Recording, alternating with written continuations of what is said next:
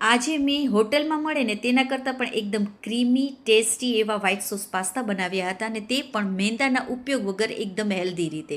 તો 4 કપ જેટલું મેં અહીંયા પાણીને ગરમ કરવા મૂકી દીધું છે. તેમાં થોડું મીઠું અને 1 ચમચી જેટલું તેલ નાખી દેવાનું.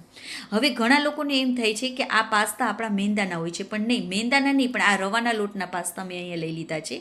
તો 1 કપ જેટલા આપણે પાસ્તા લેવાના છે. પાણી ગરમ થાય એટલે તેમાં આપણે આ પાસ્તાને નાખી દઈશું અને આવી રીતે એને એક ચમચા વડે હલાવી લઈશું. વચમાં હલાવતા જશું, જેથી કરીને પાસ્તા આપણા નીચે તળિયામાં બેસે પણ નહીં અને એકબીજા સાથે ચોટે પણ નહીં.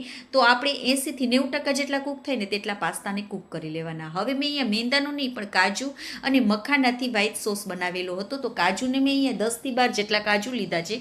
તેને મેં 2 કલાક માટે પલાળી દીધા હતા અને 1 મુઠ્ઠી જેટલા મખાના લઈ લીધા છે. તો તેને મેં 1 કલાક જેટલું પલાળી દીધું હતું. 1/4 કપ જેટલું દૂધ નાખી દેવાનું છે અને તેની એકદમ સરસ એવી સ્મૂધ પેસ્ટ બનાવી લેવાની છે. જો તમારી પાસે મખાના ના હોય ને તો તમે ફક્ત કાજુથી પણ બનાવી શકો છો. તો જો આપણે આવી પેસ્ટ બનાવી લેવાની છે. તો આપણા ત્યાં સુધીમાં પાસ્તા પણ એકદમ સરસ એવા કૂક થઈ ગયા છે.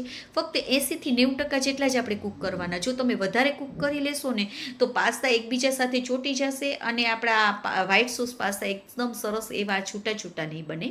તો પાસ્તા આપણા થઈ ગયા છે. તો તેને કાણાવાળા વાસણમાં કાઢી લેશું, પાણીને નિતારી દેશું અને ઉપરથી આપણે ઠંડુ પાણી નાખી દેશું, જેથી કરીને તેની કુકિંગ પ્રોસેસ બંધ થઈ જશે અને એકદમ સરસ એવા આપણા આવા છૂટા છૂટાની પાસ્તા રહેશે. તો આપણા પાસ્તા તૈયાર છે. તો હવે આપણે એક પેન લઈ લેવાની છે અને તેમાં આપણે 1 ચમચી જેટલું તેલ નાખી દઈશું અને 1 ચમચી જેટલું ઘી નાખી દઈશું. જો ઘી તમારી પાસે બટર હોય ને તો તમે બટર પણ નાખી શકો છો. હવે 2 થી 3 લસણની કણીને એકદમ એવી ઝીણી સમારી લીધી છે, તે નાખી દઈશું. 1 થી 2 મિનિટ માટે તેને કૂક કરી લેશું. હવે મેં ગાજરને અને શિમલા મિર્ચ, અડધા જેટલું શિમલા મિર્ચ લઈ લીધું છે, તેને ઝીણું ઝીણું સમારી લીધું છે, તે નાખી દેવાનું છે. 1 થી 2 મિનિટ માટે તેને પણ કૂક કરી લેશું. હવે તેમાં આપણે આ ગાજર અને શિમલા મિર્ચ જેટલું જ મીઠું નાખી દેવાનું, અડધી ચમચી જેટલું કાળા મરીનો ભૂકો, થોડું એવું મિક્સર અને ચીલી ફ્લેક્સ નાખી દીધું છે. હવે બધાને પણ આપણે મિક્સ કરી લેવાનું છે અને 1 થી 2 મિનિટ માટે કૂક કરી લેશું. તે થઈ જાય ને એટલે હવે તેને થોડીવાર માટે સાઈડમાં રાખી દઈશું અને આપણે વ્હાઈટ સોસ બનાવી લેશું. તો તેની માટે મેં અહીંયા 1 ચમચી જેટલું ઘીને ગરમ કરી લીધું છે.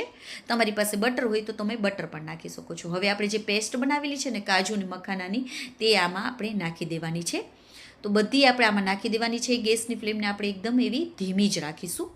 1 થી 2 મિનિટ માટે તેને પણ આપણે પહેલાં કૂક કરી લેવાનું છે. ગેસની ફ્લેમને ધીમી રાખીને જ કૂક કરીશું, જેથી કરીને આપણી આ પેસ્ટ નીચે તળિયે બેસી ના જાય. હવે મેં અહીંયા 1 કપ જેટલું દૂધ લીધું છે. દૂધ આપણે ગરમ નથી લેવાનું, રૂમ ટેમ્પરેચર ઉપર હોય ને તેવું જ લેવાનું છે અને ફૂલ ફેટ મલાઈવાળું જ દૂધ લેજો, જેથી કરીને એકદમ સરસ એવું તમારા ક્રીમી વ્હાઈટ સોસ બનશે.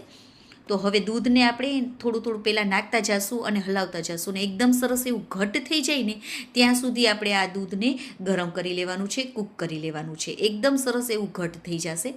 તો જુઓ, આવી રીતે આપણું એકદમ એવું ઘટ થઈ ગયું છે. તો હવે ગેસની ફ્લેમને એકદમ આપણે ધીમી કરી લેવાની છે. આવું ઘટ થઈ જાય ને પછી આપણે તેમાં થોડું એવું મીઠું નાખીશું, તેના સ્વાદ મુજબ જ નાખવાનું છે. થોડું એવો કાળા મરીનો ભૂકો, મિક્સ હર્બ અને ચીલી ફ્લેક્સ આમાં પણ નાખી દેવાનું છે.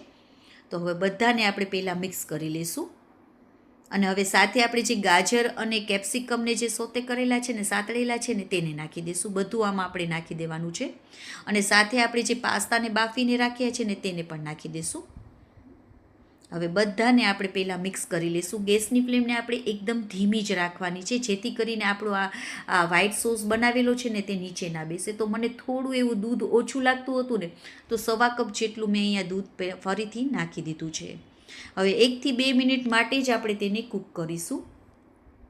તો જુઓ, એકદમ ટેસ્ટી હેલ્ધી આપણા વ્હાઈટ સોસ પાસ્તા તૈયાર થઈ ગયા છે. એકદમ ટેસ્ટી લાગે છે, ગરમા ગરમ ખાવાની મજા આવે છે. હોટલ કરતાં પણ એકદમ ટેસ્ટી બને છે. તો તમે પણ આવી રીતે જરૂરથી ટ્રાય કરજો, બધાને ખૂબ જ પસંદ આવશે. અને સ્પેશિયલી બાળકોને વ્હાઈટ સોસ પાસ્તા વધારે ભાવતા હોય છે તો તેને તો મજા આવી જશે ખાવાની. તો મારી રેસીપીઓ વધારે પડતી મેંદાના ઉપયોગ વગરની જ હોય છે અને એકદમ હેલ્ધી હોય છે. જો તમને આવી જ નવી હેલ્ધી રેસીપીઓ જોવી હોય ને તો પ્લીઝ મારી ચેનલને લાઇક, સબસ્ક્રાઈબ અને શેર કરવાનું બિલકુલ ના ભૂલશો. અને ફેસબુક અને ઇન્સ્ટાગ્રામમાં જોતા હોય તો ફોલો પણ કરજો. તો આવી જ નવી રેસીપીઓ સાથે આપણે કાલે ફરીથી મળીશું. ત્યાં સુધી બાય બાય, જય માતાજી.